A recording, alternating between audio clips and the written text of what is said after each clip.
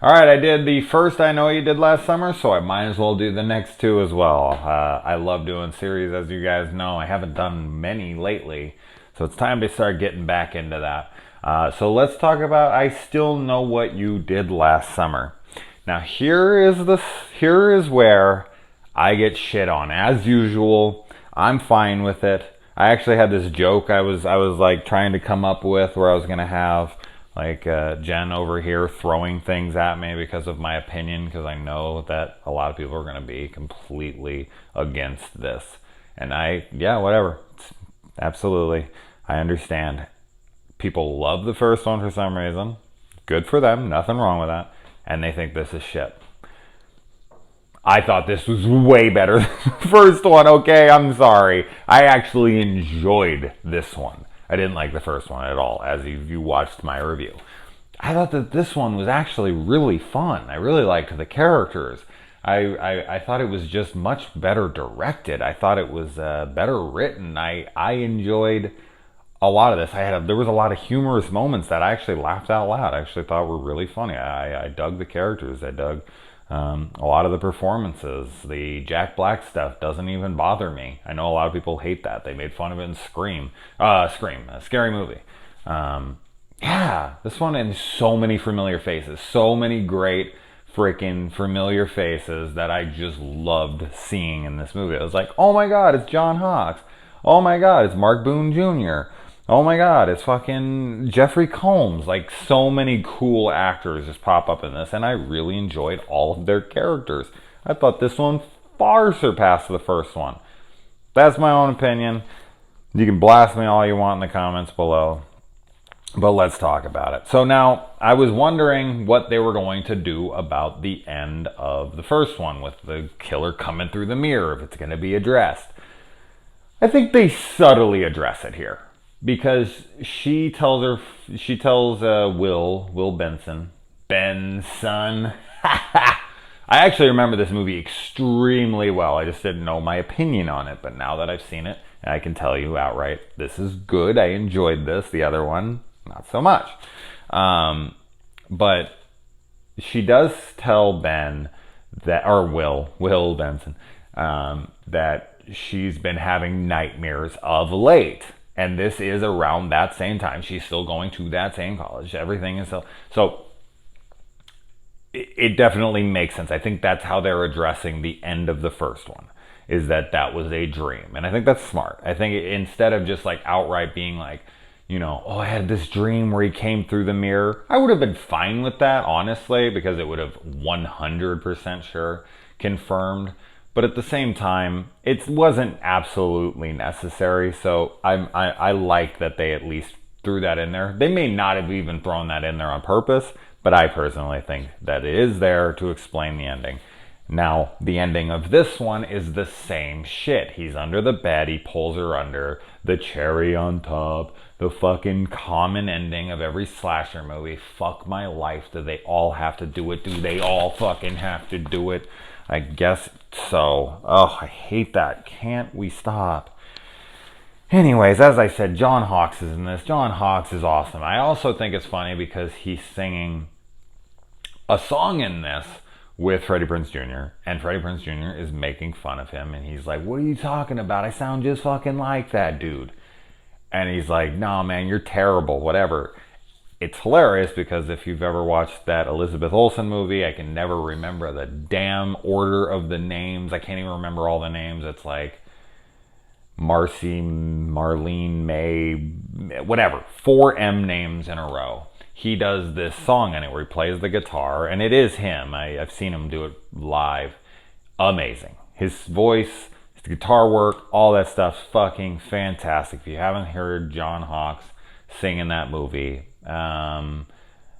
she's just a picture. It's just a picture. I can't remember the name of the title, but fuck, it's good. So it was funny in this to see him, and he's like talking and dogging out his voice, and I'm like, shit, John Hawkes can sing, man. Let me tell you what. And so they win this trip, which I think this is kind of a risky move here. It was cool, but it was kind of a risky move for anyone who knows geography decently. They're probably sitting in the theater like, Rio de Janeiro is not the fucking capital of Brazil. You know, so they did that, and well, that's cool. I like that. It's kind of a little risky. They, especially since being an American film, and Americans don't know shit about anything outside of America. Fuck, they don't even know anything about America. Um, but yeah, it was kind of funny when I was watching it. I was like, oh yeah, this is fun. And then of course, obviously later, Brasilia. What a lame name for a fucking thing. That's like New York, New York. It's like, really, guys? Can you come up with anything else? Um, but yeah, she calls up Ray after they win the trip. I like Brandy in this. I like Mekhi Phifer. He's very one note in this. He's very like, I mean, if you pay attention to his character, legitimately the only thing he does this entire film is talk about and try to get laid 100% of the time. That is all he's doing from beginning to end. I swear to God, I don't think the guy does one other thing in this film.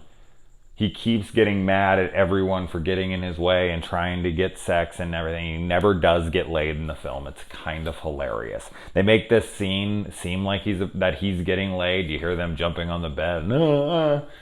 And then that's how people have sex, by the way. That's somebody enjoying it. Jesus Christ. Anyway, yeah, I just thought it was funny. So one note. But Brandy had some funny lines where she's like in the closet and Julie comes up on her with a knife and she's like, what are you doing? She's like, I was just going to try to borrow a top, but I don't want to die for it. I don't know. I thought that was pretty funny. I thought there was a lot of really funny lines from people in here. I thought a lot of Ray's dialogue here was well written and well delivered. You know, I don't know. Like, is it loaded? Load it. And he throws, you know. I don't know. There's a couple lines in this that I thought he delivered well. He's not in it a bunch, which was kind of risky for you know, getting people who were there for him invested, because there's probably a lot of chicks that were there and like, oh my God, I love Freddie Prinze. And he's maybe only in the movie like 6-7 minutes total. You know, he's really not in this movie a ton, and he was a main character of the last film, and they said he was going to be in this one, and she goes off without him, and it's really Jennifer Love Hewitt's fucking film. And oh my God, Jennifer Love Hewitt's body in this movie, Jesus Christ, do they tease that thing enough? She like gets down her bikini, and they're like going down, she's like glistening on her body. Jesus, wow, what an incredible body. Unreal. But of course, as usual, this film, like the last one, teases a bunch of nudity, which never comes. I got shit from somebody in the last one being like, no, fucking everyone wants to see tits. I do. Okay? I do. This is my fucking review. I want to see tits. Okay? So let's clear that up. Not everyone wants to see tits. Well, then they're wrong. No. Anyways, yeah, so Julie calls Ray and she's like, we just won a trip to the Bahamas, you should come with us. And he's like, and she right, like outright is like, come to the Bahamas and let me fuck your brains out. We're talking about Jennifer Love Hewitt with that body, that look, whatever, and he's in love with her. He's got a ring in his pocket, and he gives her the, well, you got time to go to the Bahamas with your friends, but you don't got time to see me? Fucking forget it, man. Really? When Jennifer Love Hewitt, in her prime, invites you, fuck, any time in her life, invites you to go to the Bahamas and promises that she's going to fucking knock you out with sex, your immediate answer is fucking yes.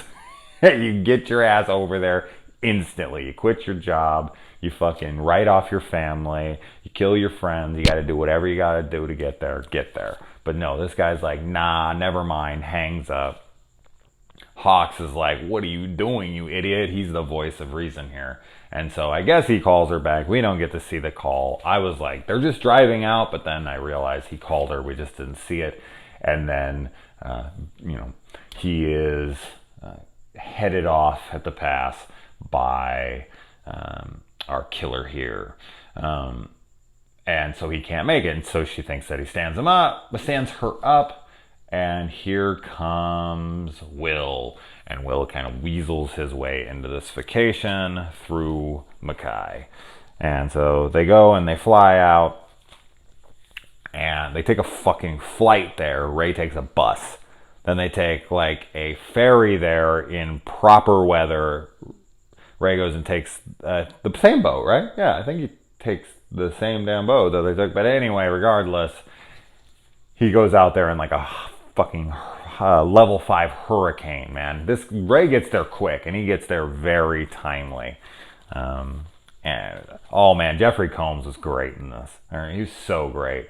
He looks a lot like Chet in freaking Weird Science in this. I thought it was hilarious when I saw him. I was like, man, he's got the gap in his teeth. He's got the freaking the flat top. Jesus Christ, I'm a hairdresser. I can't even think of this goddamn name of this stupid haircut. I don't do those. That's why. That's a barber thing. I ain't no barber. But yeah, I just thought he was hilarious. The way he plays all of his scenes out, I just love him. I love him also. Jack Black's character is goofy. It's over the top. It's silly, but it doesn't bother me like a lot of people do. And then they find out that the hotel is off season. That would suck, man. You want a trip. All right, you get there and it's like shithole. Sounds like something that would happen to the Bundys in Married with Children. And let's see. The tanning bed scene is so stupid.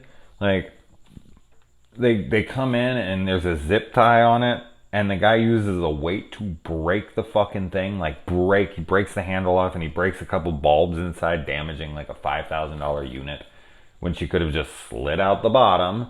Maybe it was up against the wall, but come on, man. You could have just told her to relax. The switch was right there that turns the thing on and off. Turn the lights off, calm her down, find something. You don't want a lawsuit on your hands. You don't know what's fully going on in that moment. It's not like Brandy. Brandy was the one who found the dead body, so I would understand her urgency.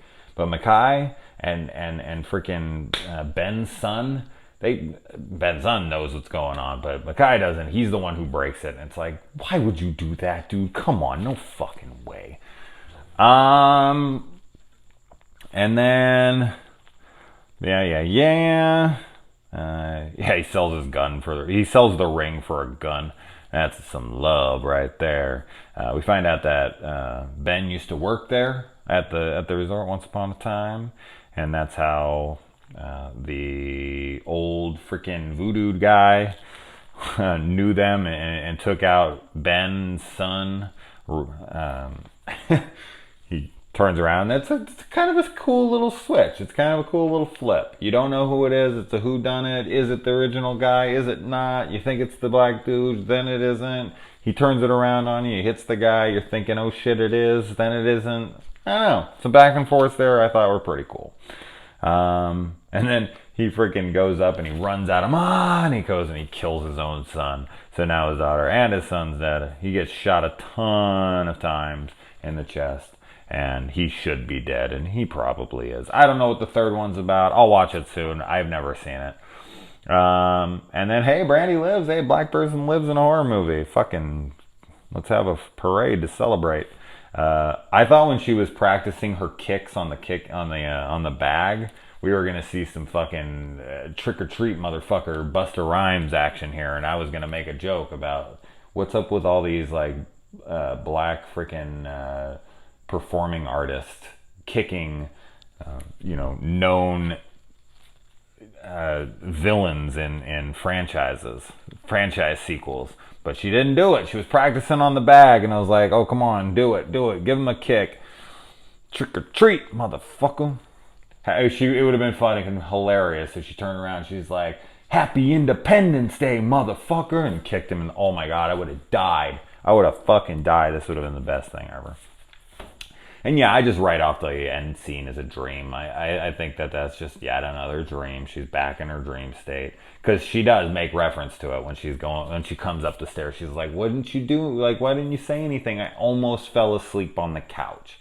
So I think we're being told, like, I'm dreaming right now. This is a dream. But it's one fake out scare. But don't worry, guys. You can go back to thinking that Julie and Ray, they made it.